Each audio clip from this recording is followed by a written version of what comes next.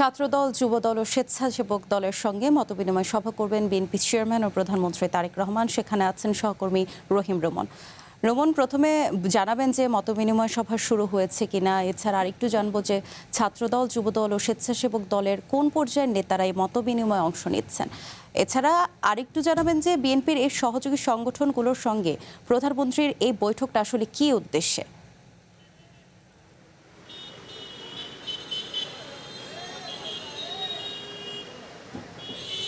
দেখুন, ছাত্রদল, যুবদল এবং স্বেচ্ছাসেবক দল এই তিনটি দলের মধ্যে শুধুমাত্র যুবদলের যে বর্তমান কমিটি, সেই কমিটি মেয়াদ এখনও কিছুদিন আছে, অর্থাৎ জুলাই পর্যন্ত খুব অল্প দিনই তাদের মেয়াদটি রয়েছে। এবং ছাত্রদল এবং স্বেচ্ছাসেবক দলের মেয়াদ কিন্তু ইতিমধ্যেই মেয়াদ উত্তীর্ণ হয়ে গেছে। সেই জায়গা থেকে নেতাকর্মীরা ধারণা করছেন আজকের এই যে মতবিনিময়, সেই মতবিনিময়ের উদ্দেশ্য হতে পারে সামনের যে নেতৃত্ব, আগামীতে যে নতুন কমিটি আসলে করবে এই ছাত্রদল, স্বেচ্ছাসেবক দল, যুবদল, সেই কমিটি নিয়ে এক ধরনের আলোচনা হতে পারে।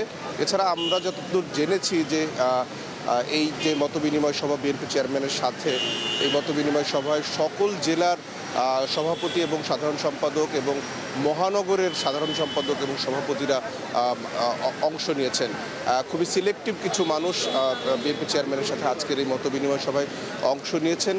ধারণা করা হচ্ছে এই যে যারা অংশ নিয়েছেন, অংশগ্রহণকারীদের কাছ থেকে দলের যে পরবর্তী যে কার্যক্রম বা দলকে এগিয়ে নেবার জন্য, দলের ভাবমূর্তি মানে বাড়ানোর জন্য যত রকমের উদ্যোগ নেওয়া দরকার বা যত রকমের সংকট রয়েছে, সেই সংকটগুলো হয়তো বিএনপি চেয়ারম্যান তারেক রহমান তাদের মুখ থেকে, মাঠের রাজনীতি যারা করেন তাদের মুখ থেকে শুনবেন এবং তাদেরকে নিশ্চয়ই এক ধরনের পথ নির্দেশনা দেবেন।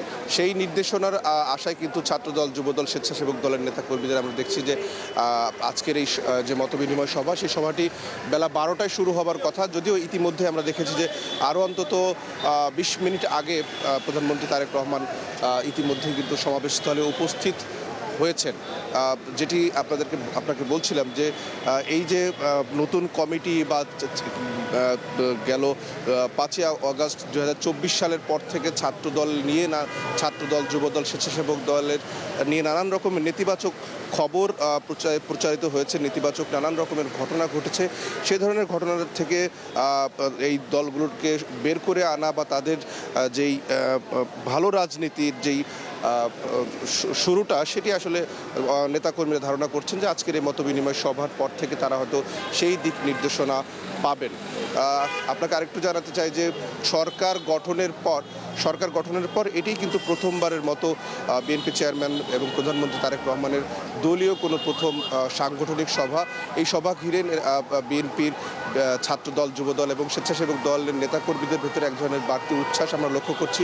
যেটি বলছিলাম যে সকাল থেকে এই যে মতবিনিময় সভা, সেই মতবিনিময় সভায় কিন্তু সবাই প্রবেশ করতে পারছেন না, কিন্তু তারপরেও আমরা দেখছি যে বিভিন্ন স্তরের নেতাকর্মীরা কিন্তু সকাল থেকে এই কৃষিবিদ ইনস্টিটিউশনের আশপাশে ভিড় জমিয়েছেন। যদিও প্রধানমন্ত্রীর নিরাপত্তার বিষয়টি মাথায় রেখে আইনশৃঙ্খলা বাহিনীর সদস্যরা সেটিও একেবারেই নিয়ন্ত্রণে রেখেছেন এবং তাদেরকে কিন্তু কোনোভাবেই এই কৃষিবিদ ইনস্টিটিউশনের আশপাশে বাড়তি কোনো রকমের জটলা করতে দেওয়া হচ্ছে না। সমাবেশটি 12টায় শুরু হবার কথা। যেটি বলছিলাম যে নেতাদের মুখ থেকে আগামীর রাজনীতি আসলে কেমন হতে পারে, আগামীর রাজনীতি ছাত্রদল, যুবদল, স্বেচ্ছাসেবক দল কী রাজনীতি করবে, সেই রাজনীতির হয়তো দিক নির্দেশনা দেবেন বিএনপি চেয়ারম্যান তারেক রহমান। ধন্যবাদ রুমন আপনাকে।